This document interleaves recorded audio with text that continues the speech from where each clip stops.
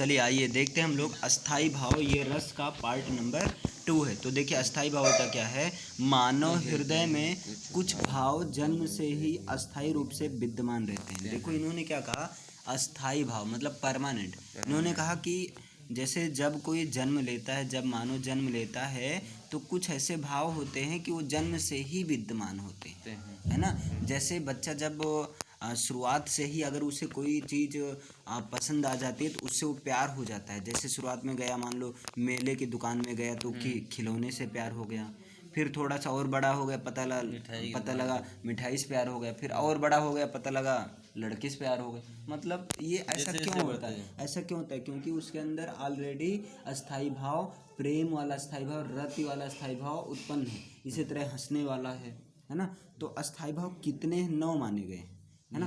अस्थाई भाव कितने हैं, 9 हैं। तो अभी बताते कौन कौन से, क्लियर है। तो मानव हृदय में ऐसे भाव जो कि जन्म से ही अस्थाई रूप से विद्यमान रहते हैं उसको क्या कहते हैं, अस्थाई भाव कहते हैं।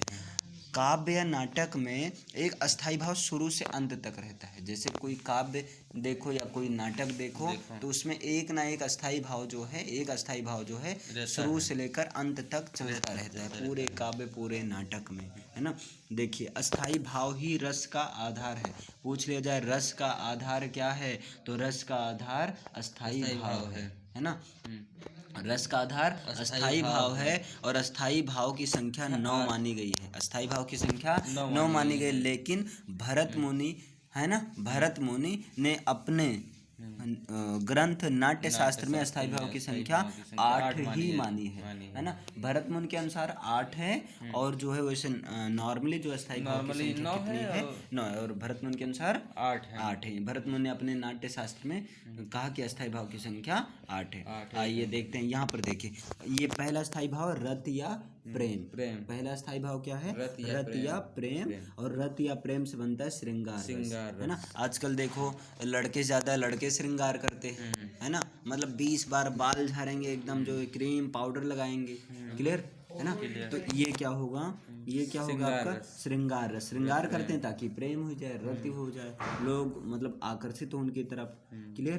तो ये क्या होता है, ये ऑलरेडी हमेशा रहता है ना। आजकल देखो बाल वाला इसे कटवा लेते हैं जैसे, क्लियर। तो यहाँ देखिए, तो रति पहला अस्थाई भाव क्या है, रति, जिसको प्रेम भी कहते हैं, और रति या प्रेम अस्थाई भाव से कौन सा रस बनता है, तो श्रृंगार रस बनता है। रति या प्रेम अस्थाई भाव से कौन सा रस बनता है, श्रृंगार रस बनता है। अगला जो अस्थाई भाव है हास रस। अगला कौन सा अस्थाई भाव है, तो अगला अस्थाई भाव जो है हास है ना।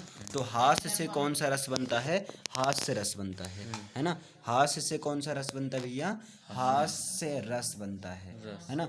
और शोक यानी कि तीसरा अस्थाई भाव है शोक, और शोक से कौन सा बनता है, करुण रस, है ना। शोक से कौन सा बनता है, करुण रस बनता है ना। तो शोक अस्थाई भाव से करुण रस बनता है। अगला देखिएगा उत्साह, ना, तो उत्साह अस्थाई भाव से वीर रस बनता है। पूछ लिया जाए वीर रस में कौन सा अस्थाई भाव पाया जाता है, तो वीर रस में उत्साह जो है अस्थाई भाव पाया जाता है। अगला आता है रौद्र रस, है ना। तो रौद्र रस में कौन सा अस्थाई भाव पाया जाता है, तो रौद्र रस में जो है क्रोध नामक अस्थाई भाव पाया जाता है ना। अगला देखिए भयानक, तो भयानक में कौन, भयानक रस में कौन सा अस्थाई भाव पाया जाता है, भय। नाम से क्लियर है भाई, भयानक में भय अस्थाई भाव पाया जाता है। अगला देखिए भीभत्स, तो भीभत्स में कौन सा अस्थाई भाव पाया जाता है, तो भीभत्स में जुगुप्सा या घृणा अस्थाई भाव पाया जाता है। भीभत्स में कौन सा अस्थाई भाव पाया जाता है,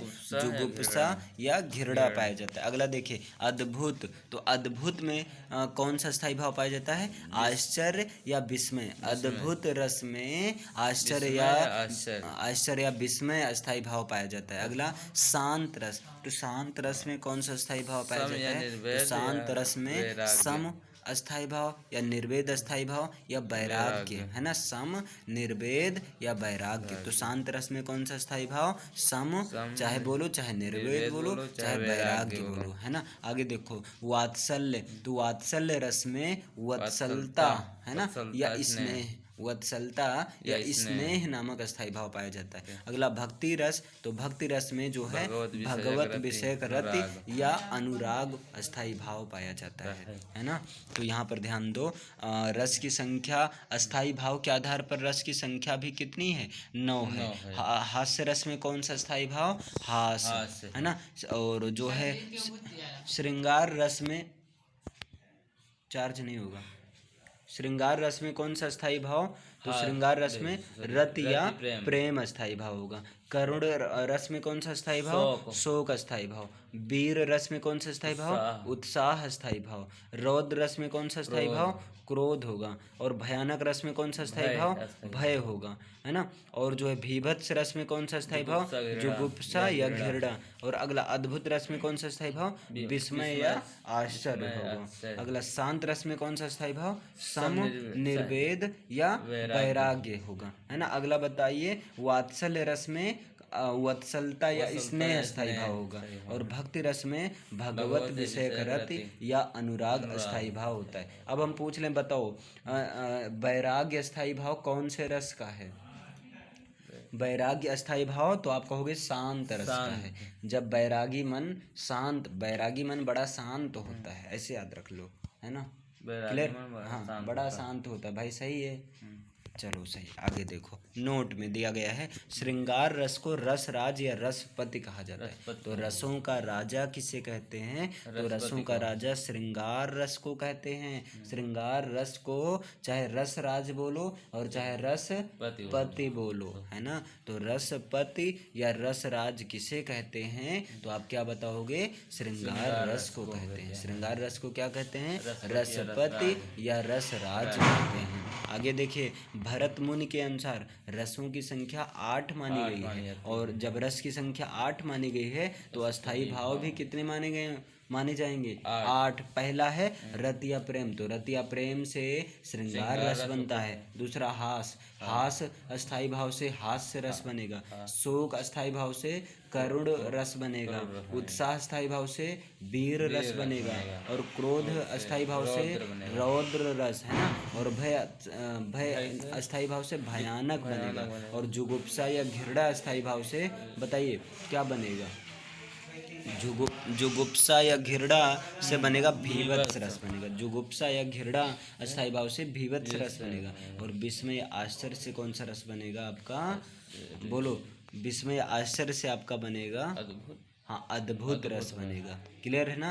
ये भरत मुनि के अनुसार, ये किसके अनुसार है, भरत मुनि के अनुसार। भरत मुनि ने अपने ग्रंथ नाट्य शास्त्र में शांत रस, जिसका अस्थाई भाव है सम, निर्वेद या वैराग्य, उस शांत रस को मतलब रस नहीं माना, शांत रस को नहीं माना है ना। अपने ग्रंथ नाट्य शास्त्र में शांत रस का उल्लेख नहीं किया है ना। आगे देखिए, श्रृंगार रस के व्यापक दायरे में वात्सल्य रस और भक्ति रस आ जाता है ना।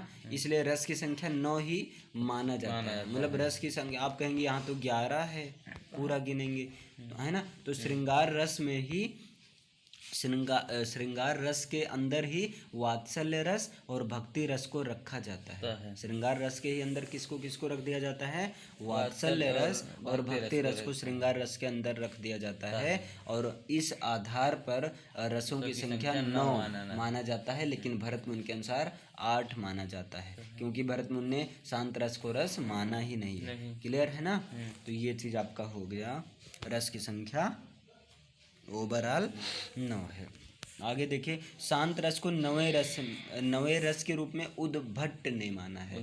मतलब शांत रस को भरत मुनि ने तो नवे रस के रूप में नहीं माना, तो भाई शांत रस को नवे रस के रूप में किसने माना है, उद्भट ने माना है। किसने माना, उद्भट, है ना। उद्भट ने क्या माना, शांत रस को कहा कि ये शांत रस नवा रस है। क्लियर हुआ। एक बार रिवीजन कर लीजिए इस चीज को, है ना। देखिए आपने क्या देखा, अस्थाई भाव, मानव हृदय में कुछ भाव जन्म से ही अस्थाई रूप में विद्यमान रहते हैं, जिन्हें अस्थाई भाव कहते हैं। काव्य नाटक में एक अस्थाई भाव शुरू से अंत तक रहता है ना। और देखिएगा, अस्थाई भाव ही जो होता है रस का आधार होता है। अस्थाई भाव ही क्या होता है, रस का आधार होता है। और अस्थाई भाव की संख्या कितनी मानी जाती है, 9 मानी जाती है। है ना। भरत मुनि ने अपने नाट्य शास्त्र में अस्थाई भाव की संख्या कितनी मानी है? 8 मानी है। कौन सा है? पहला रत या प्रेम अस्थाई भाव है, जिसका रस का नाम क्या है? श्रृंगार रस। दूसरा हास अस्थाई भाव से कौन सा रस बनेगा? हास्य रस बनेगा। शोक अस्थाई भाव से करुण रस बनेगा। उत्साह अस्थाई भाव से क्या बनेगा? वीर रस बनेगा। क्रोध अस्थाई भाव से रौद्र रस बनेगा। भय अस्थाई भाव से भयानक रस बनेगा, है ना। जुगुप्सा या घृणा अस्थाई भाव से क्या बनेगा? भीभत्स बनेगा। और विस्मय आश्चर्य से क्या बनेगा? अद्भुत रस बनेगा, है ना। सम निर्वेद या वैराग्य से क्या बनेगा? शांत रस बनेगा, है ना। वत्सलता या स्नेह से क्या बनेगा? वात्सल्य रस बनेगा, है ना। भगवत विषयक रत या अनुराग से क्या बनेगा? भक्ति रस बनेगा, है ना। अब जैसे श्रृंगार रस को रसराज या रसपति कहते हैं, है ना। दूसरा, भरत मुनि के अनुसार रस की संख्या 8 है और 8 ही अस्थाई भाव हैं, जैसे रति, प्रेम, हास, शोक, उत्साह, क्रोध, भय, जुगुप्सा, घृणा और विस्मय या आश्चर्य। और भरत मुनि ने अपने ग्रंथ नाट्य शास्त्र में शांत रस को नहीं माना है ना। श्रृंगार रस के ही दायरे में आ जाता है वात्सल्य रस और भक्ति रस, है ना। इसलिए रस की संख्या 9 माना जाता है। शांत रस को 9वें रस के रूप में उद्भट ने माना था। तो ये आपने देखा अस्थाई भाव के बारे में, है ना।